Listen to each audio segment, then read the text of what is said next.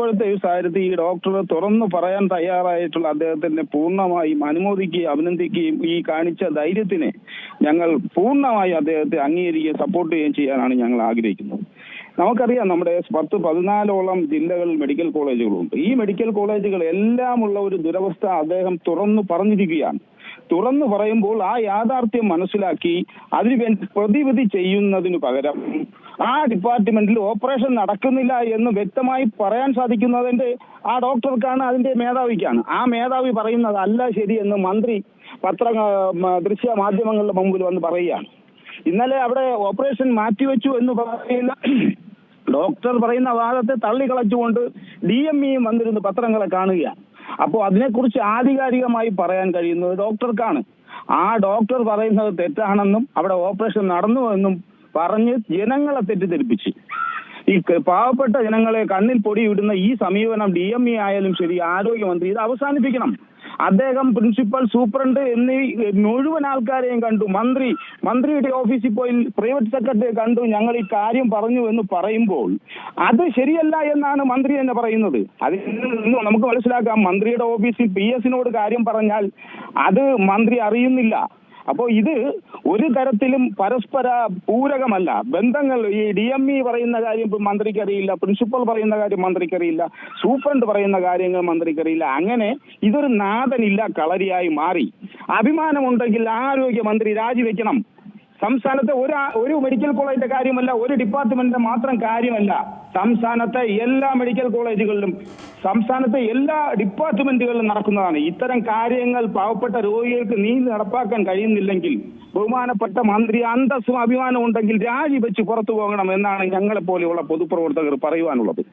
ഈ രോഗികൾക്കൊക്കെ അല്ലെങ്കിൽ ഒരു സാധാരണക്കാരന് ഏറ്റവും കൂടുതൽ ആശ്വാസമാകേണ്ട ഒരു സ്ഥാപനമാണ് മെഡിക്കൽ കോളേജുകൾ. അവിടെ എത്തുന്നവരൊക്കെ നമുക്കറിയാം, സാധാരണക്കാർ മുതൽ എത്തുന്ന ഒരു പ്രദേശം, ഒരു അവരുടെയൊക്കെ ഒരു അത്താണി പോലുള്ള ഒരു സ്ഥലമാണ് മെഡിക്കൽ കോളേജ്. ഇവിടെയാണ് ഉപകരണക്ഷാമത്തെ തുടർന്ന് ഈ ശസ്ത്രക്രിയകളൊക്കെ തന്നെ വൈകുന്നതും അതേപോലെ തന്നെ രോഗികളുടെ കയ്യിൽ നിന്ന് പണം മുടക്കി ഉപകരണങ്ങൾ വാങ്ങേണ്ട ഒരു അവസ്ഥ. അത്രയ്ക്ക് ദാരിദ്ര്യമാണോ? അതെ, ആ ഡോക്ടർ തന്നെ പറയുന്നത് ഇവിടെ വരുന്ന രോഗിയിൽ നിന്ന് നിയമപ്രകാരം അല്ലാതെ പണം വാങ്ങിച്ച് ഈ ഉപകരണത്തിൽ ആവശ്യമായ സാധനങ്ങൾ വാങ്ങേണ്ടി വരുന്നുവെന്ന് ആ ഡോക്ടർ തന്നെ പറയുകയാണ്. ഇതിനപ്പുറം ഒരു സാക്ഷ്യപ്പെടുത്തലിന്റെ ആവശ്യമുണ്ടോ? ഒരു സാക്ഷ്യപ്പെടുത്തലിന്റെ ആവശ്യമില്ല. ഇത് ഈ ഡിപ്പാർട്ട്മെന്റിന്റെ കാര്യം മാത്രമല്ല, കാർഡിയോളജി വിഭാഗത്തിലും ഇതാണ്.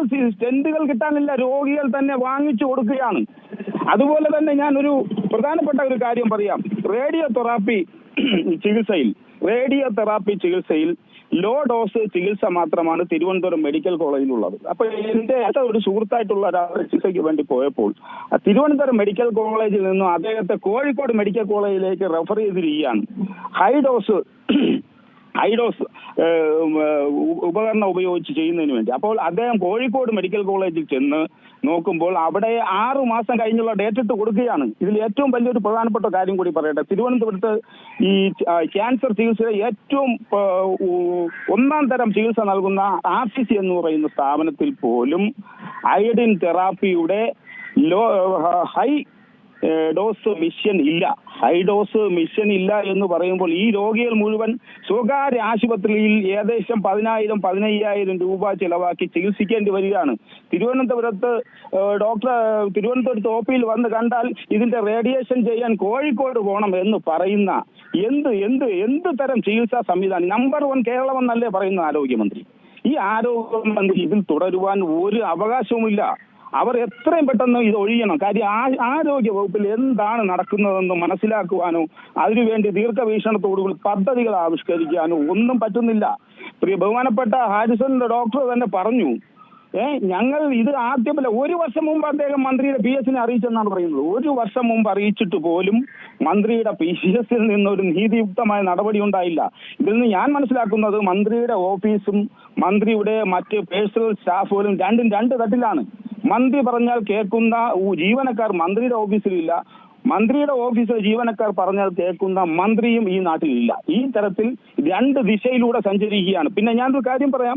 നമ്മുടെ ചികിത്സാ പദ്ധതികൾ പലപ്പോഴും ഈ കാരുണ്യ പദ്ധതി പ്രകാരമാണ് ചികിത്സ നടക്കുന്നത്. തിരുവനന്തപുരം മെഡിക്കൽ കോളേജിൽ മാത്രം 140 കോടി രൂപ കിട്ടാനുണ്ട്. ഈ സ്റ്റെന്റ് ഉൾപ്പെടെയുള്ള ഉപകരണങ്ങൾ വാങ്ങിക്കൊടുക്കുന്നത് ചികിത്സാ പദ്ധതിയിലൂടെയാണ്. പക്ഷെ ഇത് തന്നെ മുടങ്ങിയിരിക്കുകയാണ്. ചികിത്സാ പദ്ധതിയിൽ വിവിധ കമ്പനികളിൽ നിന്ന് സാധനങ്ങൾ വാങ്ങിയിട്ട് ഈ തിരുവനന്തപുരം മെഡിക്കൽ കോളേജ് മാത്രം ഏകദേശം 150 കോടിയോളം രൂപ കടത്തിലാണ്. ഇതൊന്നും ചെയ്തു കൊടുക്കാതെ ഇവിടെ നമ്പർ 1 എന്ന് പറഞ്ഞ് മാധ്യമങ്ങളെ കണ്ട് തെറ്റിദ്ധരിപ്പിക്കുന്ന വാർത്തകൾ പ്രചരിപ്പിക്കുന്നത് കൊണ്ട് യാതൊരു പ്രയോജനം ഈ പാവപ്പെട്ട രോഗികൾക്കില്ല. ഇനിയെങ്കിലും കണ്ണു തുറന്ന് കണ്ടുകൊണ്ട് ദീർഘവീക്ഷണത്തോടുകൂടി ഈ ഡോക്ടർമാർ പറയുന്ന HOD മീറ്റിങ്ങുകൾ പലപ്പോഴും കൂടാറുണ്ടല്ലോ, അവർ പറയുന്ന നിർദ്ദേശങ്ങൾ അഭിപ്രായങ്ങൾ സ്വീകരിക്കേണ്ട അദ്ദേഹം തന്നെ പറയുകയാണ്, നടന്ന് ചെരുപ്പ് തേഞ്ഞെന്ന് പറയുകയാണ്. ഇത്ര ദയനീയമായ ഒരു സാഹചര്യത്തിൽ ഇത്രയും ദയനീയമായി ജനം പൊറുതിമുട്ടിരിക്കുന്ന സാഹചര്യം ഇത് അദ്ദേഹം മാത്രമല്ല, തിരുവനന്തപുരത്തും ഡയറക്ടറായിട്ട് ക്ലിനിക്കൽ ഡിപ്പാർട്ട്മെന്റ് HOD ഈ ജനങ്ങളുമായി നിരന്തരം ചികിത്സ നടത്തുന്ന 25 ഡിപ്പാർട്ട്മെന്റ് ഉണ്ട്. ഞാൻ പല ഡിപ്പാർട്ട്മെന്റ് HOD സംസാരിച്ചപ്പോൾ ഇത് എല്ലാ ഡിപ്പാർട്ട്മെന്റ് അവസ്ഥയാണ്. അവർ ആശുപത്രി സൂപ്പറിന് കത്ത് എഴുതി കൊടുക്കും, ഞങ്ങൾക്ക് ഇന്ന ഉപകരണമില്ല അല്ലെങ്കിൽ ഇന്ന ഉപകരണത്തിന് ആവശ്യമായ മറ്റ് സാധന സാമഗ്രി വാങ്ങിക്കൊടുക്കണമെന്ന് കത്ത് നൽകിയാൽ മാസങ്ങളും വർഷങ്ങളും കാത്തിരിക്കേണ്ട ദുരവസ്ഥയാണ്. ഇനിയും നമുക്കിത് വെച്ച് പുറത്തേക്കാൻ സാധിക്കില്ല. ഏതെങ്കിലും ആദ്യമായി ഒരു ഉദ്യോഗസ്ഥനെങ്കിലും ഒരു വകുപ്പ് മേധാവിയെങ്കിലും ഈ രംഗത്ത് കടന്നു വന്ന് പറയുവാനുള്ള ധൈര്യം കാണിച്ച അദ്ദേഹത്തെ എത്ര അഭിനന്ദിച്ചാലും മതിയാവില്ല. പക്ഷെ നമ്മുടെ സംസ്ഥാനത്തെ ആരോഗ്യത്തിന്റെ ഏറ്റവും വലിയ ദുരന്തം എന്ന് പറയുന്നത് ഈ ആരോഗ്യ വകുപ്പ് മന്ത്രിയും ഈ മന്ത്രിയുടെ ഓഫീസിലെ ജീവനക്കാരുമാണ്. ഇവർക്ക് യാതൊരു തരത്തിൽ അറിവോ കഴിവോ പ്രാപ്തിയോ ഇല്ലാത്ത ഒരു കൂട്ടം ആൾക്കാരെ ആരോഗ്യ വകുപ്പിനെ നിയന്ത്രിക്കാൻ നൽകിയതോടുകൂടി ഈ സംസ്ഥാനത്തെ രോഗികളുടെ നില അതീവ ഗുരുതരമായി മാറിയിരിക്കുകയാണ്. എത്രയും പെട്ടെന്ന് ഈ ആരോഗ്യമന്ത്രിയെ തൽസ്ഥാനത്ത് മാറ്റാൻ മുഖ്യമന്ത്രി തയ്യാറാവണം. ഇല്ലെങ്കിൽ ഈ ആരോഗ്യമന്ത്രി സ്വയം രാജിവെച്ച് പുറത്തു പോകാൻ തയ്യാറാവണം. ശ്രീകുമാർ, അതേപോലെ തന്നെ ഇപ്പോൾ ഡോക്ടർ ഹാരിസ് പറയുന്നതിൽ ഒരു വാചകമാണ്, അതായത് എല്ലാവർക്കും ഭയമാണ്, എല്ലാ ഡിപ്പാർട്ട്മെന്റുകളിലും ഭയമാണ്, ആർക്കും തുറന്നു പറയാൻ ഭയമാണ്, തനിക്കും ഉണ്ടായിരുന്നു, പക്ഷെ അങ്ങനെ നിന്നിട്ട് കാര്യമില്ല, അതുകൊണ്ടാണ് അദ്ദേഹം തുറന്നു പറയുന്നത്. ഇവരാരെയാണ് ഭയക്കുന്നത്? ഒരു ഡോക്ടർ ഒരു ഉപകരണമില്ല എന്ന് പറയാൻ എന്തിനാണ് ഭയപ്പെടുന്നത്? അത്രയ്ക്ക് ഭീകരാവസ്ഥയാണോ അവിടെ? ഇന്നലെ കഴിഞ്ഞ ദിവസങ്ങളിൽ അദ്ദേഹം തുറന്നു പറഞ്ഞു, ഇന്നോ നാളെയോ അദ്ദേഹത്തിനെതിരെ ഒരു നടപടി എടുക്കില്ല. കേരളത്തിലെ മുഴുവൻ പൊതുസമൂഹം ആ ഡോക്ടറിനൊപ്പം ഉണ്ട്. പക്ഷേ നമ്മളൊക്കെ 4-5 ദിവസം കഴിയുമ്പോൾ ഈ കാര്യം മറക്കും. ഈ കാര്യം മറന്നു കഴിഞ്ഞാൽ ആ ഡോക്ടറിന് ഉണ്ടാകുന്ന ദുഃഖകരമായ അവസ്ഥ എന്തായിരിക്കുമെന്ന് നമുക്ക് കാണാം. കാര്യം പ്രതികാര മനോഭാവത്തോടെ ഡോക്ടർമാരെ പീഡിപ്പിക്കുന്ന ഒരു സർക്കാരാണ് ഇവിടെ ഉള്ളത്. പറയുന്നുണ്ട് എന്നെ ഒരു പക്ഷെ അഴിമതി ഒക്കെ ആക്കും, അല്ലെങ്കിൽ അങ്ങനെയൊക്കെ ഒരുപാട് പേരുകളിലേക്ക് എന്നെ മാറ്റാനുള്ള സാധ്യതകളുണ്ട്, ഞാനൊരു അഴിമതിക്കാരനാണെന്ന് പറയാനുള്ള സാധ്യത ഉണ്ടെന്നൊക്കെ പറഞ്ഞ് ഡോക്ടറും പറയുന്നുണ്ട് അക്കാര്യങ്ങളെല്ലാം.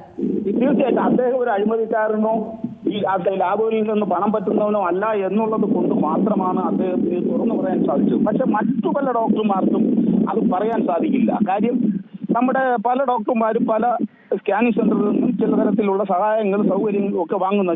ചിലർ ഈ വിദേശ ടൂർ ഉൾപ്പെടെ പല നടത്തുന്നുണ്ട്. ഞങ്ങൾ അതിനെയൊന്നും ഞാൻ ഈ സമയത്ത് സംസാരിക്കാറുണ്ട്. പക്ഷെ ഇദ്ദേഹം ഒരു രോഗിയിൽ നിന്നും ഒരു കമ്പനിയിൽ നിന്നും ആരിൽ നിന്നും സൗജന്യങ്ങൾ വാങ്ങിയില്ല എന്നുള്ള ഒരൊറ്റ കാരണം കൊണ്ടാണ് അദ്ദേഹത്തിന് തുറന്നു പറയാൻ സാധിക്കുന്നത്. മറ്റു പലർക്കും അത് പറയാൻ പറ്റത്തില്ലേ. തിരുവനന്തപുരത്ത് തന്നെ മെഡിക്കൽ കോളേജിൽ 25ഓളം രോഗികളെ നേരിട്ട് ചികിത്സിക്കുന്ന HOD ഡിപ്പാർട്ട്മെന്റും അതിന് മേധാവികളുണ്ട്. പക്ഷെ അവർക്ക് പലർക്കും അത് പറയാൻ സാധിക്കില്ല. ഇത് ഇത്തരത്തിലുള്ള അവർ തന്നെ ചെയ്തിട്ടുള്ള തെറ്റുകളുടെ ഭാഗമായിട്ട്, അല്ലെങ്കിൽ തുറന്നു പറഞ്ഞാൽ ഉണ്ടാകുന്ന ഗവൺമെന്റിന്റെ ഭാഗത്തുനിന്നുണ്ടാകുന്ന കൊടും പീഡനം സഹിക്കേണ്ടി വരും. മറ്റു പല ജില്ലകളിലും അടിയന്തരമായ ട്രാൻസ്ഫർ ഉണ്ടാവും, അല്ലെങ്കിൽ മറ്റു തരത്തിലൊക്കെയുള്ള അന്വേഷണ നടപടി ഉണ്ടാവും. പക്ഷെ എന്തൊക്കെ തന്നെയായാലും ഈ യൂറോളജി മേധാവിയെ 100% അദ്ദേഹത്തെ പിന്തുണയ്ക്കും. അദ്ദേഹത്തിനെതിരെ എന്തെങ്കിലും തരത്തിൽ നടപടി ഉണ്ടായാൽ ഞങ്ങളെപ്പോലുള്ള പൊതുപ്രവർത്തകർ അദ്ദേഹത്തിന് പൂർണ്ണ പിന്തുണ നൽകിക്കൊണ്ട് അദ്ദേഹത്തിന് പിന്നിൽ അണിനിരക്കും.